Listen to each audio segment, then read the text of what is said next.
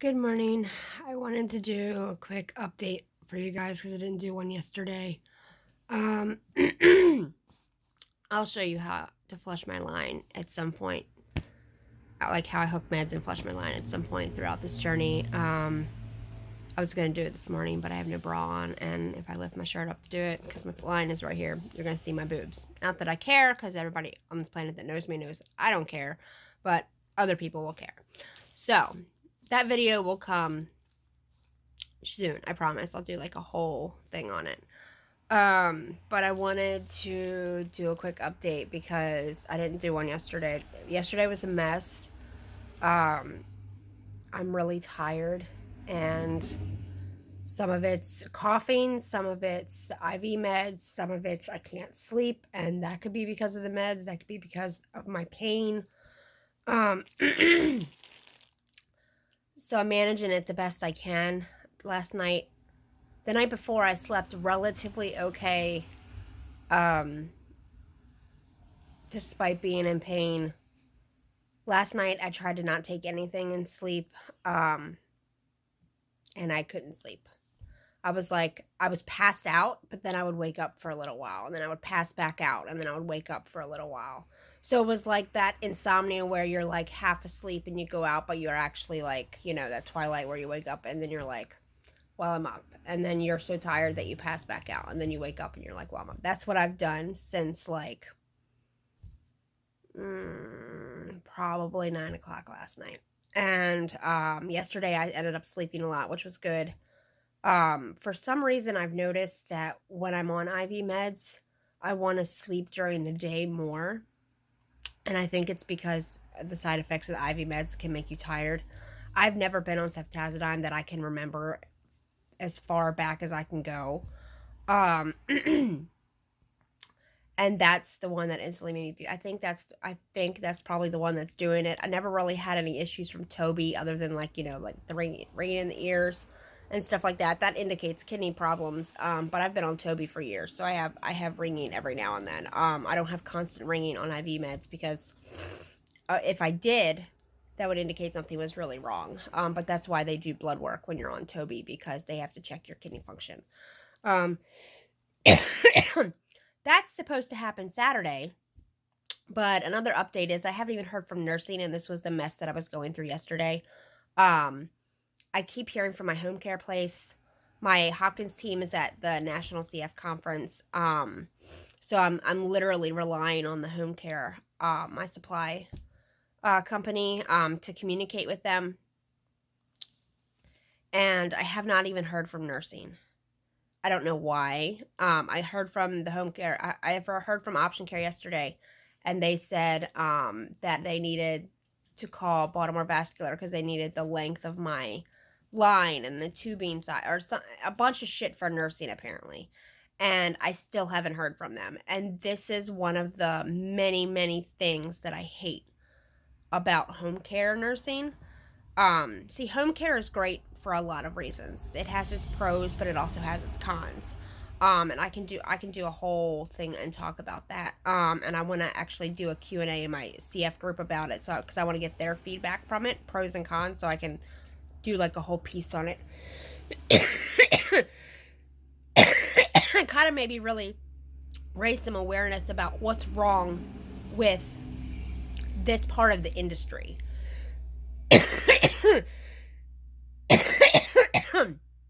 That's the other problem I have with trying to sleep and rest, is coughing a lot, and happens at night more than it does during the day. And I don't know why. I don't have a reason for that. But yeah, so I wanna get the pros. I have definitely a long list of mine of what's wrong with this industry. And a lot of it, I can tell you one big reason is a lot of people in the medical field go into it for the wrong reasons. Especially home care nurses. And I mean, my sister is a hospice nurse. Um, she works for hospice. She's a CNA, GNA, CMA. So I can't say nurse. She's working on getting nursing degree. But It's just sometimes it's simpler to say it that way. But, she works for hospice and she works in facilities and stuff like that. And she's in it for the right reasons. She cares about people. And I've noticed that a lot of the home nurses just don't give a shit. They don't. But anyway, I don't even want to get into that right now. I'll do a whole thing on that. But I mean, I was actually talking to Baltimore Vascular who placed my line yesterday, and she had said, I call in to check on people to see if their line's working okay, and it's been like a week and a half, and they haven't even heard from nursing. Like, I'm so glad that it's not my first rodeo. I mean, if it was, luckily I've been so immersed in my care from the time I was little, decision making and wanting to learn and wanting to understand things, that even if I was left on my own, that I could figure out how to do things. You know what I mean? Um so I know that I could go call my team and go into LabCorp and say, "Look, I need blood work right now. It has to go out." And I could, go somewhere to get my dressing changed, and I could figure all that out. Or if I knew how to do it like I do, I've taught David how to do it.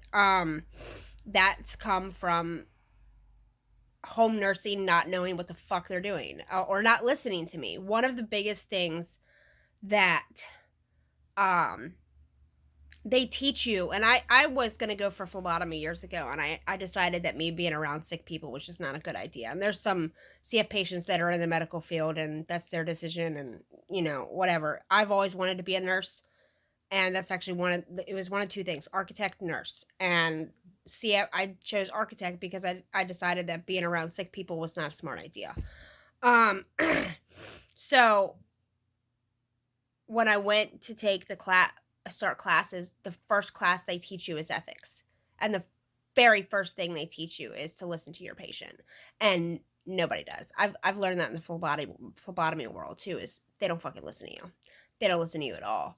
And if they would just listen about, which position has worked for, especially because I've only had it in my chest at home. Arms are easy. It's super easy to do. They're super easy. But when you have it sitting and you're tiny like me and there's no cushion and there's bends and folds and bones, for it to sit a certain way, even with the skin prep and not peel, I've figured it out over the years. You know what I mean? And I figured out what works and what doesn't, and where it's going to peel and where it's not. And they just don't listen. So I've had to get it fixed. They don't use the skin prep and it peels, or, there's just a whole list of things that have gone wrong.